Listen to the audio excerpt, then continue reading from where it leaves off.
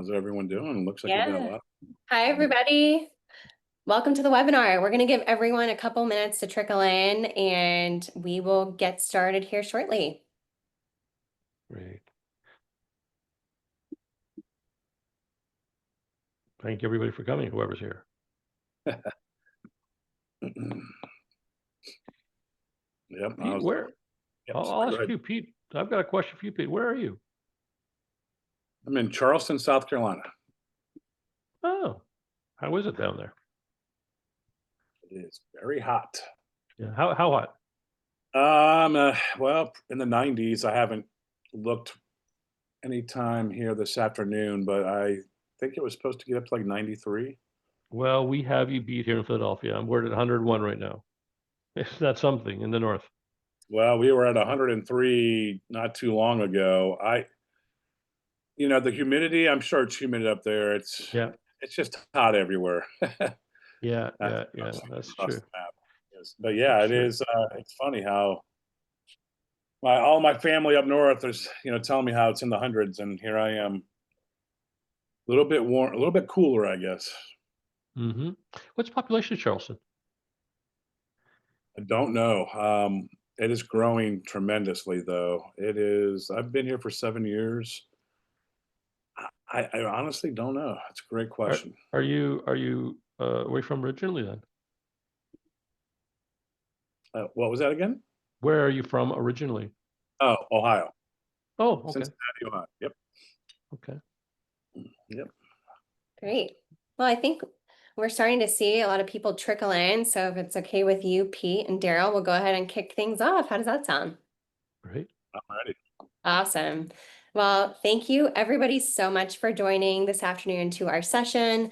I'm Rebecca Mayo. I'm the Director of Partnerships here at gFour Marketing, and we're, like I said, so happy you're here to join us for today's session. Today, we're going to be covering a really important topic, which is how to maximize on your peak season performance. So right now, I can only imagine that all of you are in the thick of what we refer to as busy season, or what I like to joke around and call Super Bowl season. So we know your schedules are packed, your teams are moving constantly right now. So we want to make sure that we are giving you the best possible advice, best practices, tips, and tricks to take away with you to implement in real time that you can take and maximize this information today and implement into your business to make sure you're capitalizing on the opportunities from your customers to turn them into a referral marketing machine when the business slows down. So today's session is going to be all about those things. We have teamed up with EGIA and gFour, obviously, to bring you this information and share with you how we can help you achieve that. So it's going to be a great conversation. We're super excited to have Pete Dabble here. He's our VP here at gFour Marketing of Sales and Marketing. So welcome, Pete. And then we also have Daryl Yashinsky, who is the Director of Business Coaching at EGIA. So thank you both so much for being here today. How's it going, guys? Thanks. That picture of Pete, he looks good. Pete, you look really good there. That was like A about an minute hour ago. worth of retakes there, but I appreciate Yeah. it. But an hour ago, right? It was very recent. Yeah, that was Yeah. the most recent headshot I That's had. right. Yeah. Mine as well. Yeah. You're looking good, Daryl. Thanks so much. Perfect. And what they didn't tell you is that Pete's going to share his photographer with us after. I'm just kidding. Okay. I'm just kidding, guys. All right. Well, we're going to get right into it with our subject matter today. So the first thing that we want to talk about with this group is why. So why are referrals so important right now when you're in the thick of it, when you're busy, you're swamped?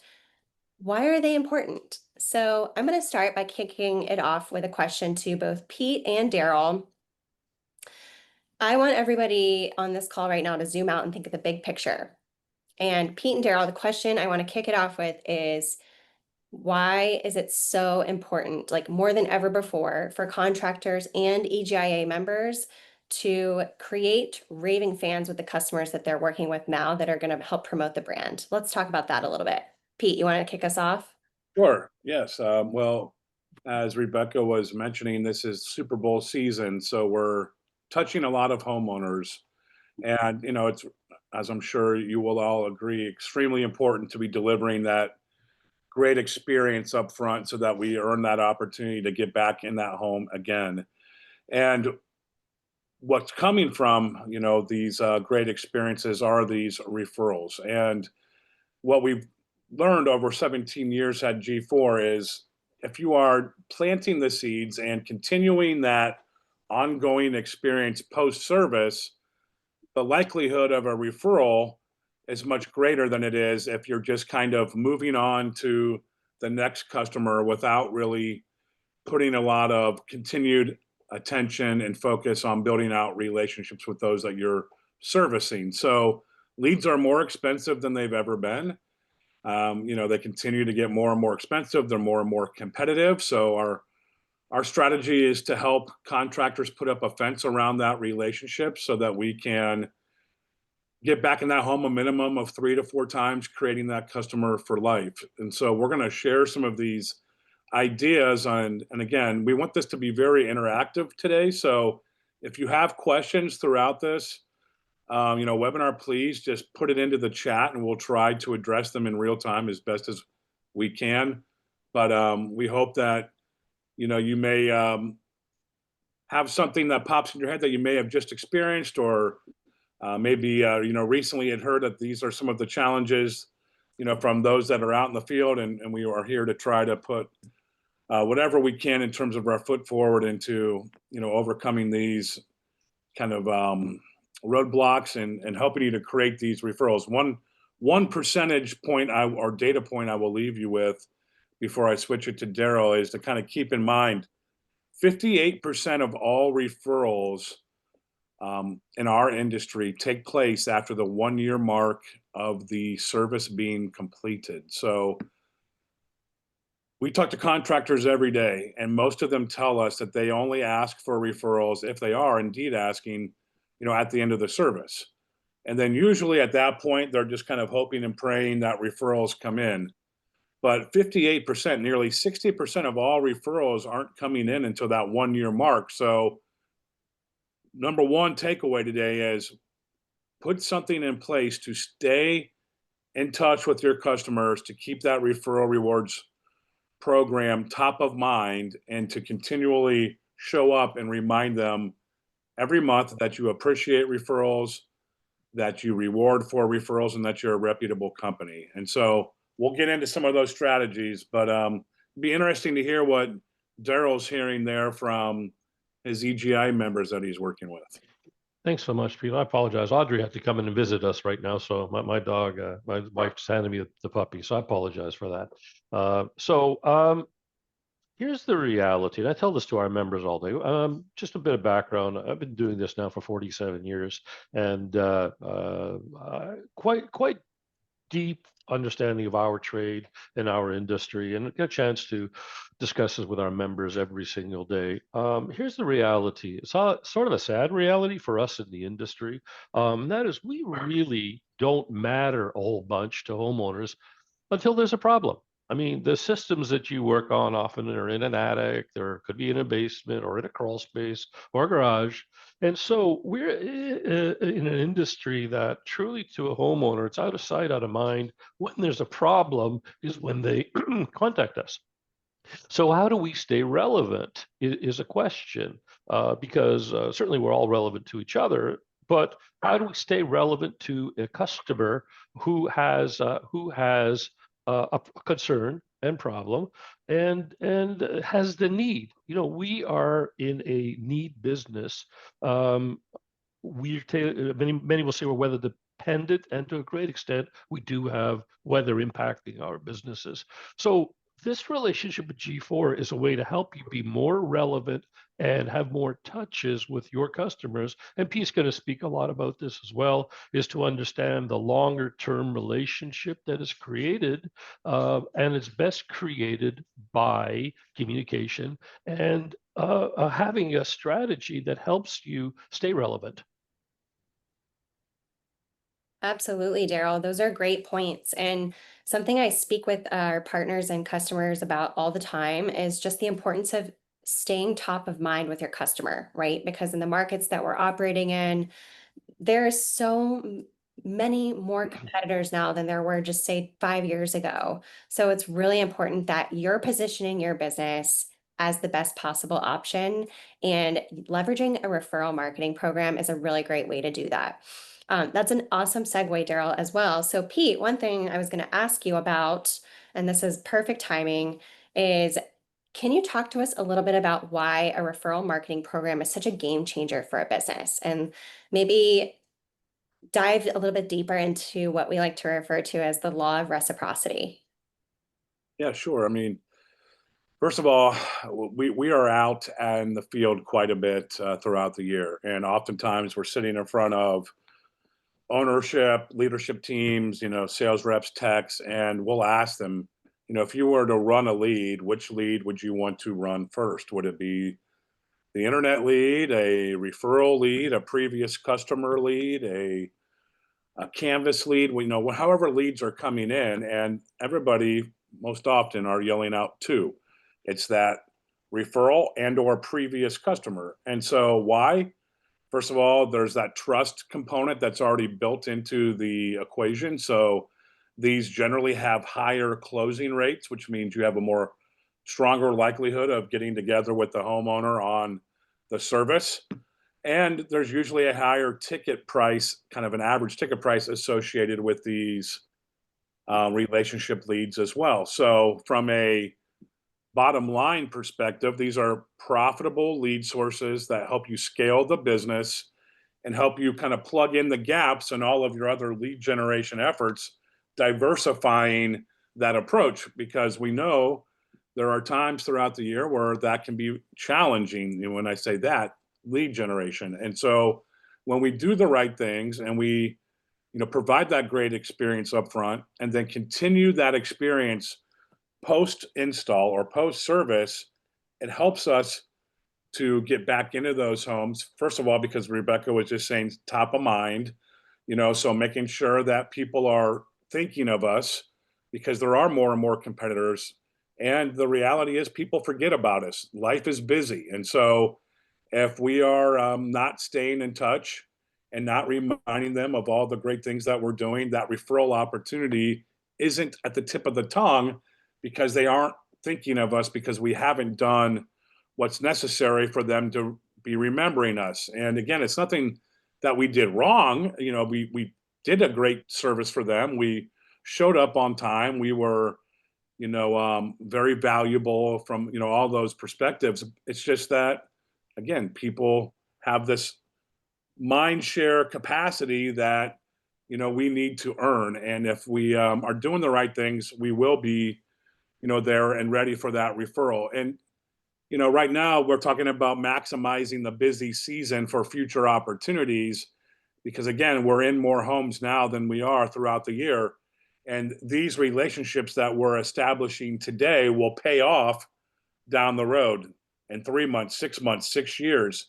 And it's in the ongoing relationship developing culture that we need to create within our organizations to, help capture all of these profitable opportunities. So the law of reciprocity says if we do something nice for someone, in return they will do something nice for us.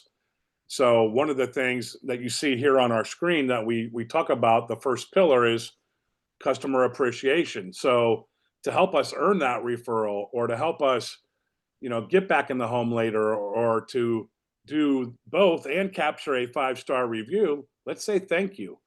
The law of reciprocity will, in return, work in our favor when we do that. And we'll share a little bit about, how all of this kind of comes together. But, say thanks. Most of your competitors aren't doing that today. People notice that. It's a strategy that works very well. And we've got a couple of different suggestions. So whether you do this on your own, or you work with a program like gFour, or whatever it is, take a little bit of time and go out of your way to say thanks, and you will see it come back tenfold. It's absolutely the busiest time of year right now. We need to make hay while the sun is shining, to use the phrase. Saying thank you now is more important than in November. But Pete made a couple comments. And I'd like to just add to it, to try and create members, and we do this on coaching calls, myself and two other coaches regularly. Can you define your customer experience? What is it about your business that makes you unique, or what unique offerings do you bring to your clients that help you define why they should choose you? Um, Customers truly don't know how machines work. That's why we exist. If they could fix it themselves, they would. So we are called to homes and we do house calls, and that in itself is something to define within your experience. We do house calls, and letting the customer know what they can expect and having a clear, mapped out customer experience that we can demonstrate all segments from inception of call to technician in home to post call is really what a relationship is about. Yeah, here, Absolutely. Oh yeah, sorry, go ahead. this is just a quick example of an appreciation package. There's plenty of options out there. I'm sure this whole idea isn't like it's not rocket science, right? It's very old school, in fact. And this is just one way that we do it. So this is a package that could be branded with your logo. It would be, sent automatically through the mail with the connection tied into your CRM. And in addition to all of this, there is the personalization component to the homeowner. So when they get home from work or running an errand, they see this box, and when they open it up, it says thank you all over it. There's cookies. There's a nice card in here that comes from the business owner. We talk a lot about the experience and how important it is for us to deliver that 5-star experience.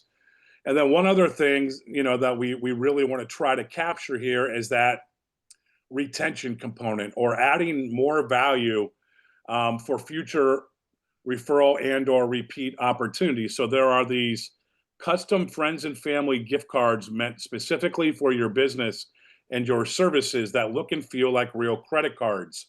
These are great ways to show up and to get something in the home of that, customer you just serviced, so that you can stay top of mind. And look, there's other programs out there that are available.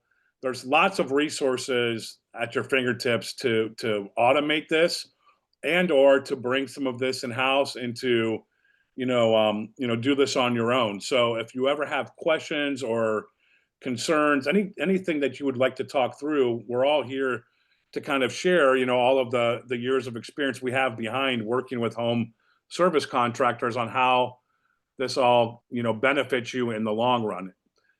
Some of the things we hear are that it's difficult to stay consistent, but hey, if you put something in there and you're intentional about the whole appreciation piece, a lot of these other relationship marketing opportunities are going to start to come front and center for you. So sorry, Rebecca, I just thought it'd be helpful to share a visual there of kind of what we're talking about when we say customer appreciation. Yeah, absolutely, Pete. And I think you bring up a really important point, and that is the importance of consistency, right? So many conversations I have with our customers and members and partner groups, people often think that they have to do everything or nothing. And the truth of the matter is that consistency component is king, right? We want to make sure you have a plan in place and we're consistent with that plan. But another interesting angle that Pete mentioned is that customer experience element. So by dialing it in and elevating your customer experience and leveraging a referral program at the same time, you're just going to see your business skyrocket. And we like to call that building the engine. So we want to build that engine for you that's going to run on autopilot. But Pete, I actually have a follow-up question for you. And from your perspective, where you sit, what does prioritizing that customer experience actually look like on a day-to-day basis for a service business? I think a lot of it's the culture and how we're talking about the importance of the experience, in house. More so today than ever. I mean, we are kind of judged by these online reviews, which reflect oftentimes, and maybe not fairly, the experience that a prospect should expect, which often leads to them choosing us to come out and at the very least leave an estimate. So I think, there are certain workshops out there that we can help, I guess, how do I want to say this? I'm sure EGIA and Daryl and his team do a lot of training on best practices for customer experience, install or pre-service.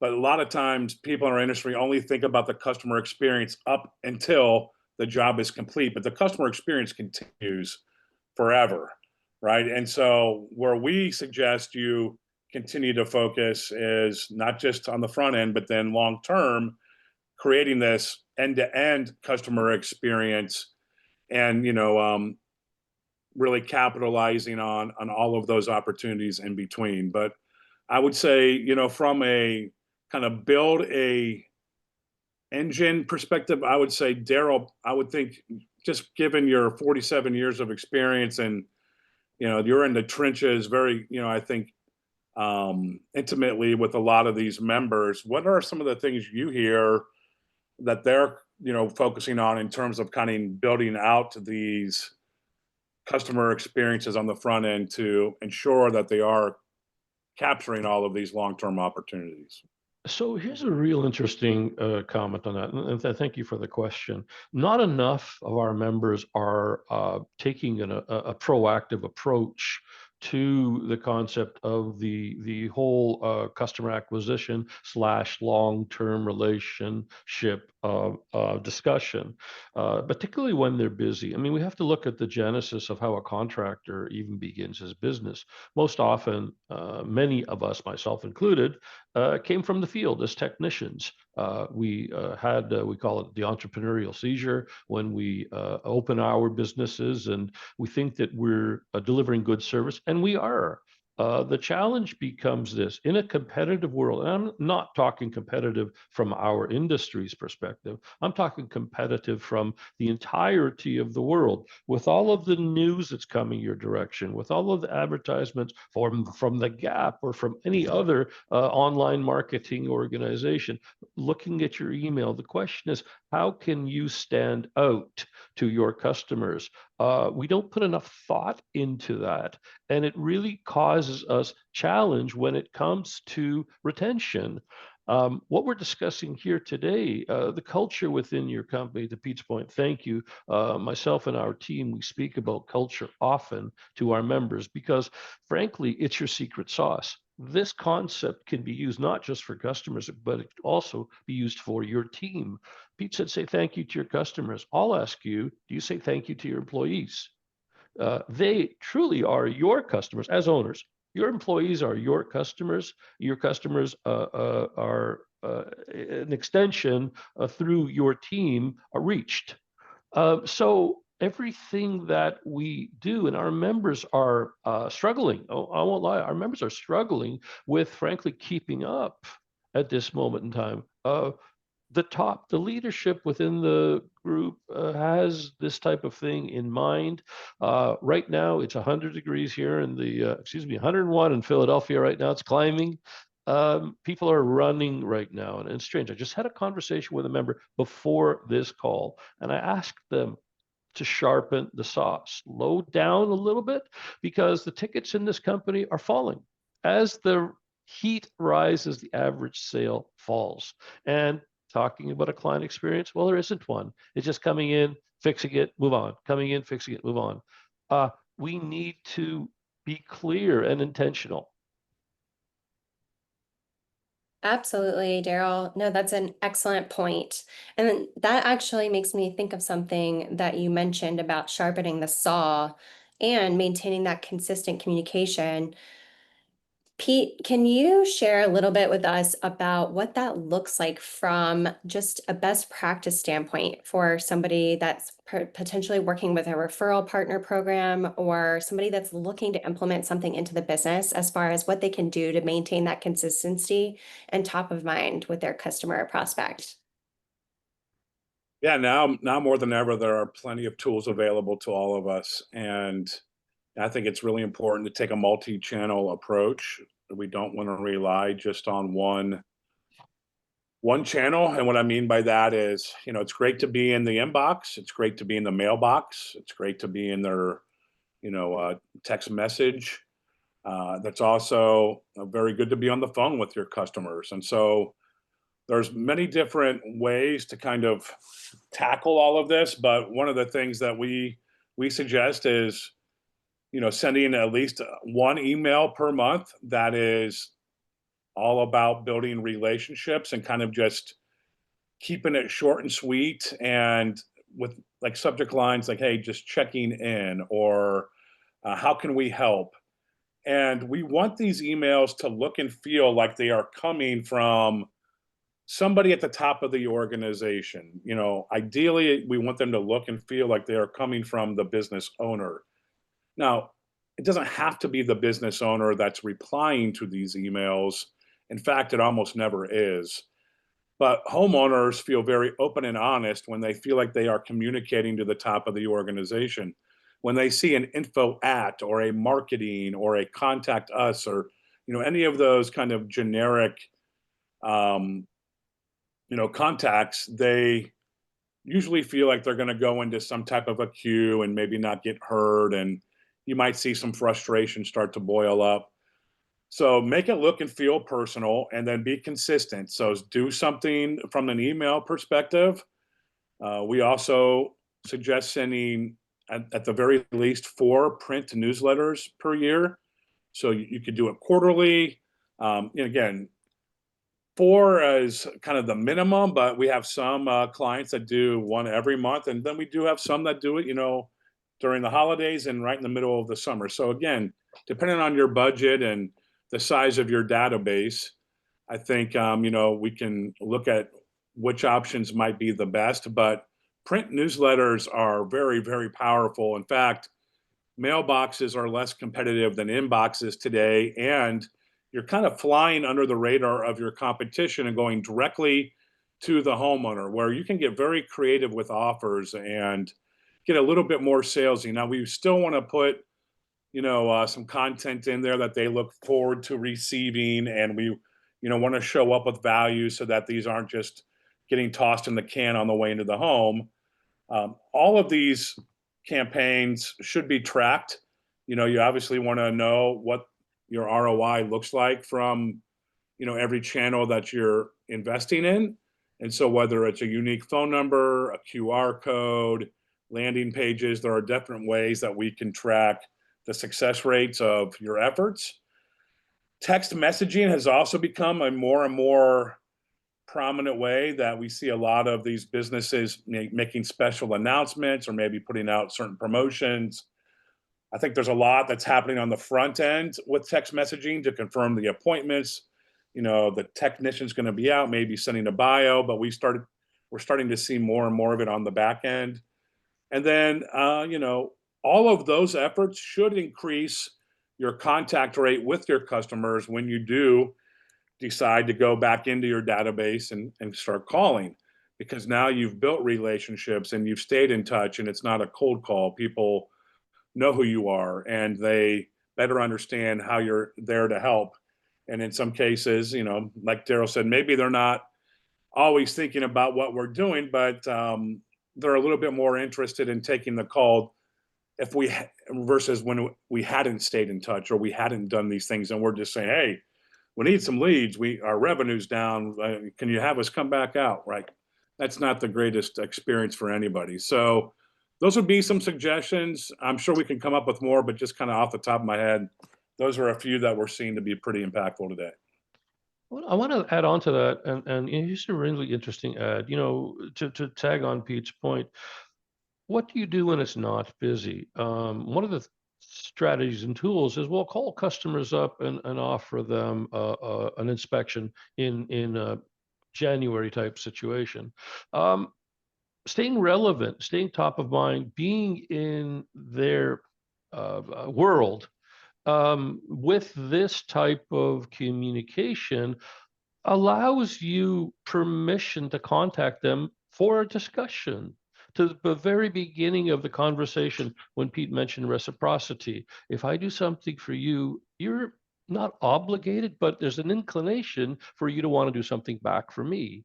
If we have an ongoing dialogue, or you're receiving nice, relevant content, newsletters that enhance my life, I think more positively of the organization, and it's got a place in my mind. But owning a bit of someone's mental real estate helps us when we reach out to the customer when we need to.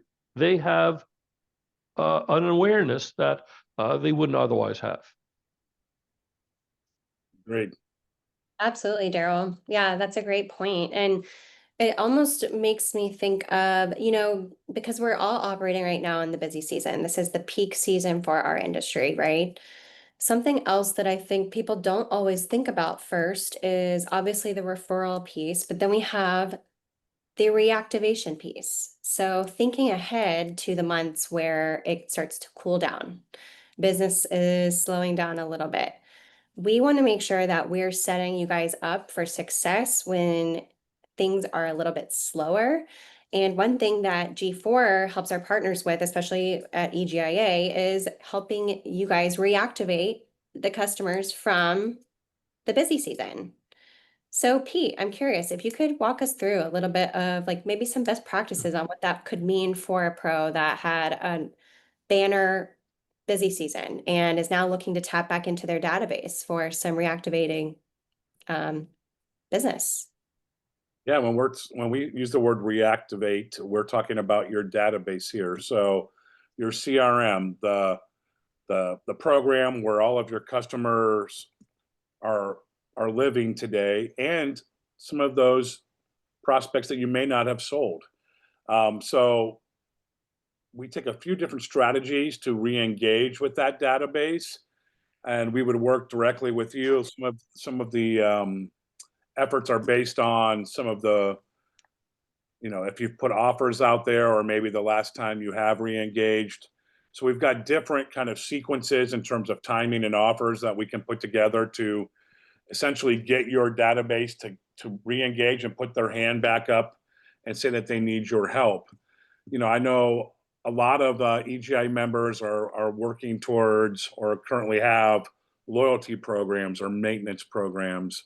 And so some of the strategies that we implement are helping you to grow the, participation into those particular segments of your database, and then to retain those loyalty members by wowing them and giving them such a great experience that they see value in that program and essentially continue to re-up in it every year.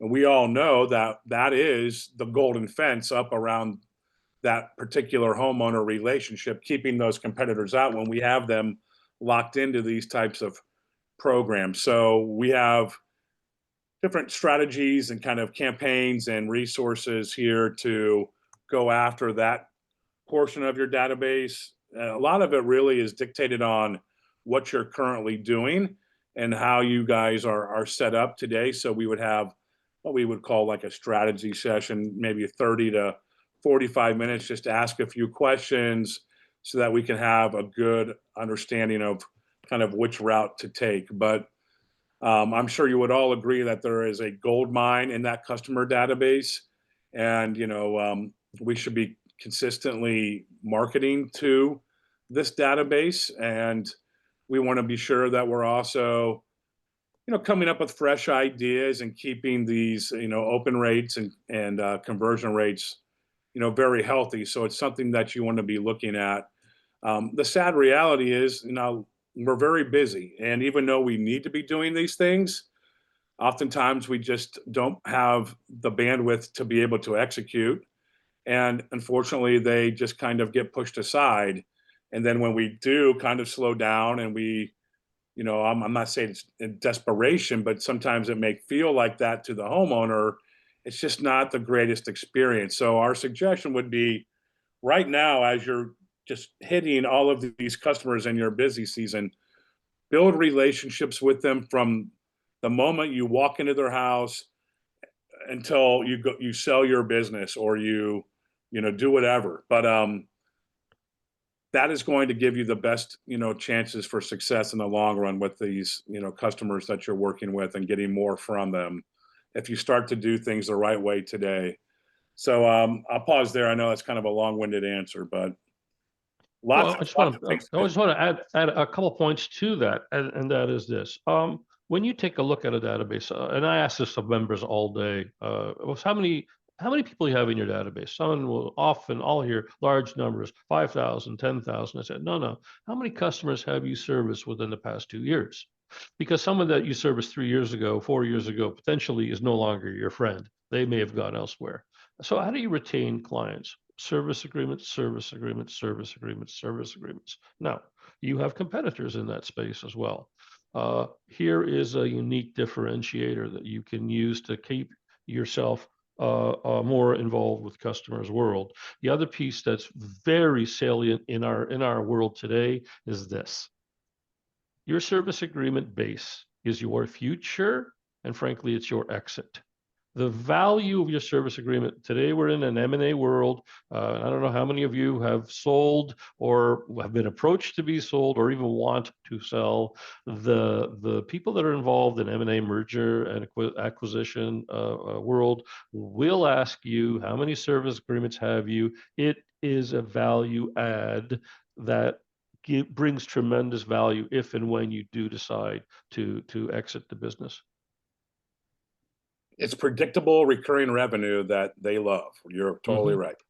Mm-hmm. It's revenue you can count on, and it certainly adds a lot of security to the business. And again, we would love to talk through how we can help elevate those outcomes for you, or at the very least, just give you some strong suggestions that you can take back and implement yourself. Pete, you made one comment about a CRM. Do you integrate with all CRMs? The We common integrate with platforms? most of them, yes. I mean, most of the home service and home improvement related CRMs, we do. If they have an open API, we will be able to integrate with them if we do not have something formal set up today. At And the just very so specific names. Sorry. oh, I So mean, Service Titan, House Call Pro, Field Edge, these ones are the big three yes, that I hear all day. yep. Excellent. Thank you. All three of those, and then we could always, I mean, if for some reason there was a certain challenge, we could do an exported report, or Mm, essentially what gFour needs to help, I guess, execute these campaigns are the contact and basic contact information from the homeowners that the jobs were just completed from the previous week. So mhm. there's many ways we can capture that, but the integration is usually the seamless, most kind of automated way to do it. Great. Thank you. Yeah, that's a great point, Pete. I think one of the questions that I hear often from our partner networks and pros is, how do I simplify and streamline this for my business when I don't have the time to do it myself? Well, the answer to that is having a solid partner in place, right? It is not necessarily meant for you to have to do all of this on your own. That's why we are so happy to be partnered with EGIA for that reason. So just know that you are not alone on an island. You have a whole team of people that know how to do this for you and help you grow and scale your business. And also, to Pete's point with the M&A conversation, it's very interesting. And Daryl, you mentioned it as well. I was having a conversation this morning with a partner who told me that the number one thing that they look for is the amount of referral business that they get from their customers that their companies that they're considering. So just some food for thought there. It's very timely and very important and exciting. All right. So in wrap up, we have a lot of great questions that have been submitted. So I want to leave some time for Q&A.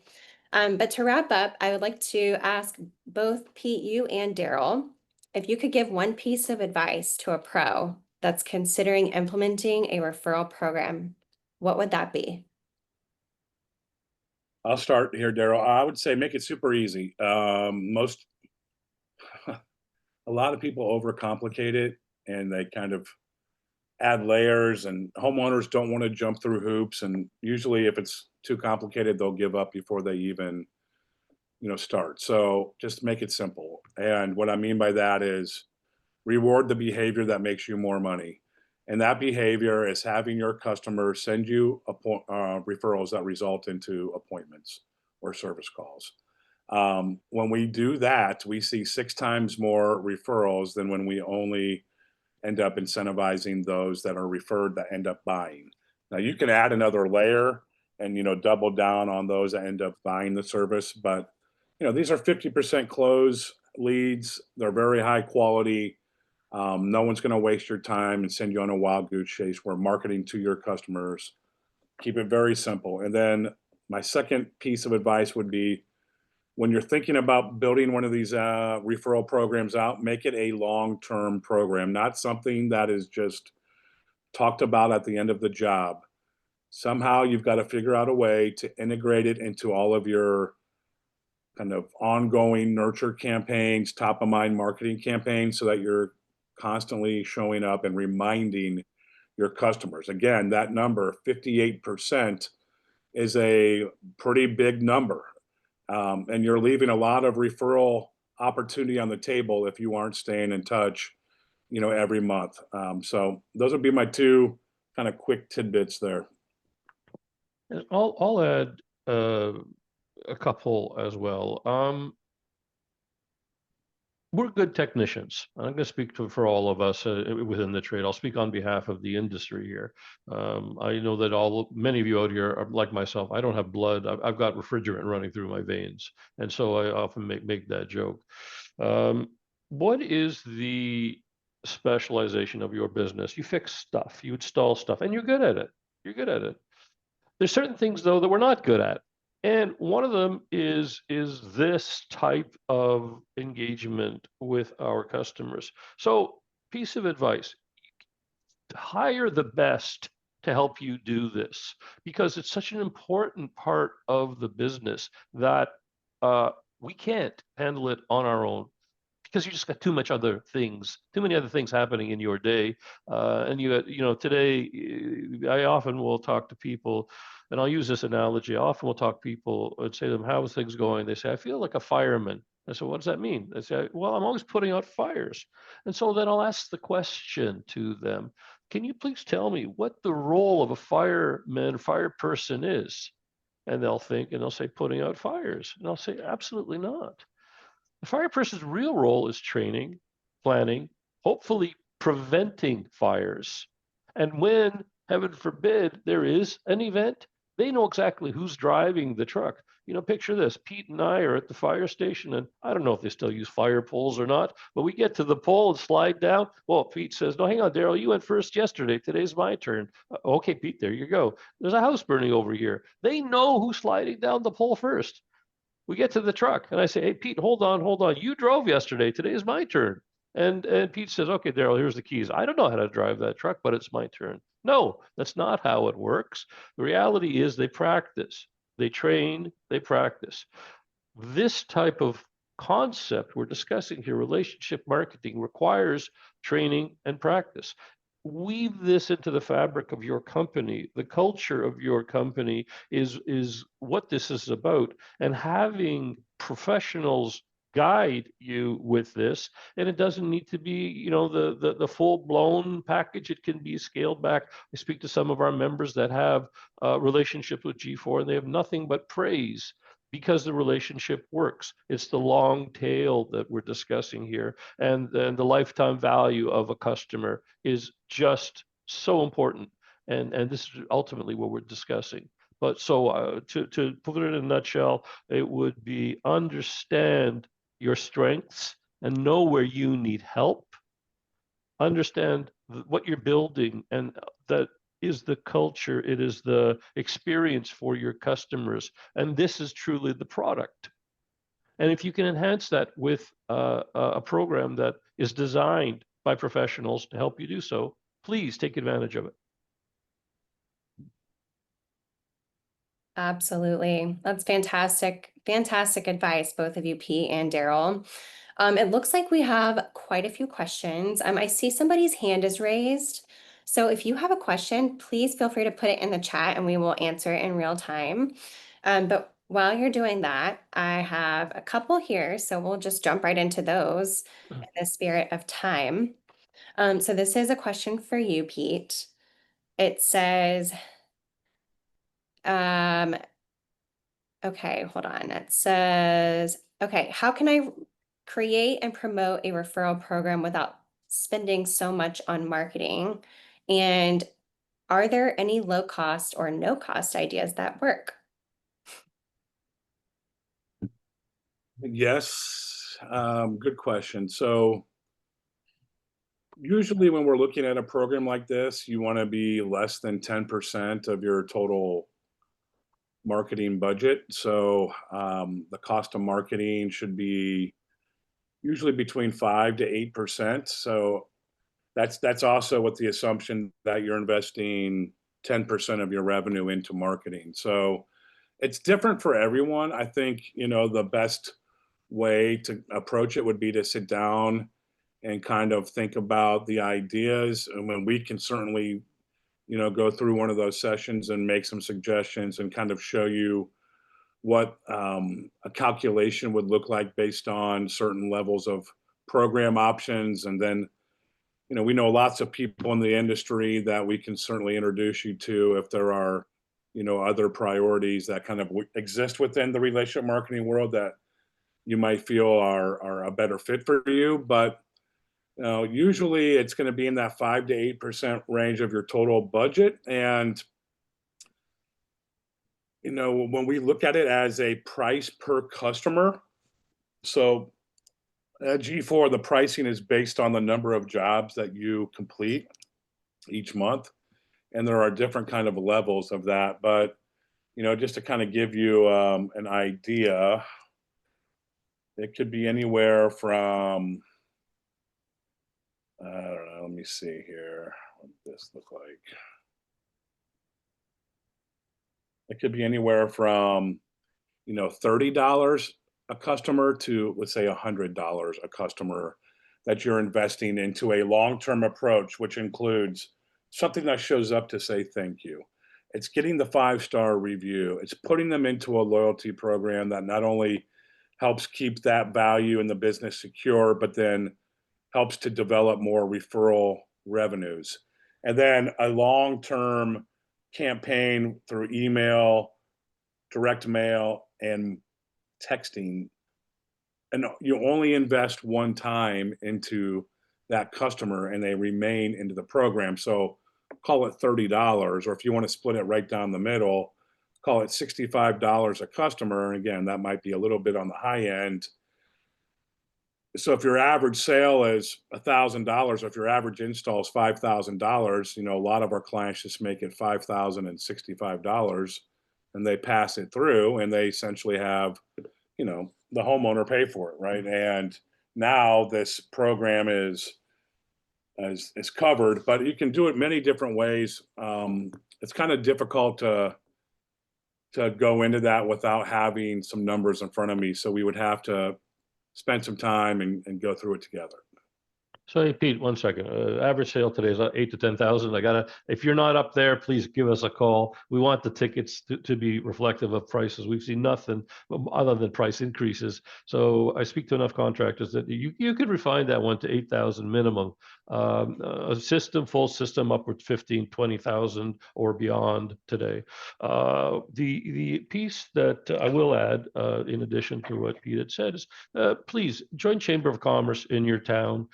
Stay relevant in your community. There is a lot of resources here that are free, that again, client engagement, relationship, expanding the relationship is within community, staying relevant, knowing the people in town. Again, chambers of commerce, local sporting things, kids' high school events. There's a mountain of local events that can help you expand your reach locally. So by all means, reach out to ourselves at EGIA or Pete to have this discussion. Thank you. That's a great suggestion. One other thing, just from gFour's perspective, and again, you have plenty of options. This is not a pitch, but when we send out these packages, we talked about the law of reciprocity. When we show up and say thank you, 1 out of 10 of those customers that receive a package will end up referring someone to you that buys again. 1 out of 10. So, you can do the simple math. If Daryl's saying your average sale price is 8,000 or what have you, and let's say you do 10 jobs a month, that's 10 times 80,000. You know, 80,000 in new revenue, you know, from referrals. So just wanted to kind of float that out there because again, it's almost more like how can you not afford to do something like this when it's really an investment into your customer relationships that is just going to continue to compound month over month as more and more customers get added into the program because they remain in the program forever. We never stop marketing to them. Absolutely. All right. Well, I think we have time for one more question, and kind of rewinding it back to the whole theme of customer experience and capitalizing on that, obviously, when you're busy. But this question says, how do I know if my current customer experience is considered quote unquote referable? And what are some red flags to look out for? Daryl, I'll let you go with that one. Absolutely. So one, do you have Google reviews? And if so, what are they? I mean, if you're getting 1-star Google reviews, you know you've got a concern. Are you getting complaints on customers? What is your average ticket in service? If you got it, we call them DFOs, diagnostic fee only. If your team is not communicating value to your customer, that you're seeing a lot of if you've got a diagnostic fee using a $98 amount, if you've got a lot of $98 tickets, you're not delivering value to your clients. If you're quoting jobs and having too many no sales, you're not delivering value to your client.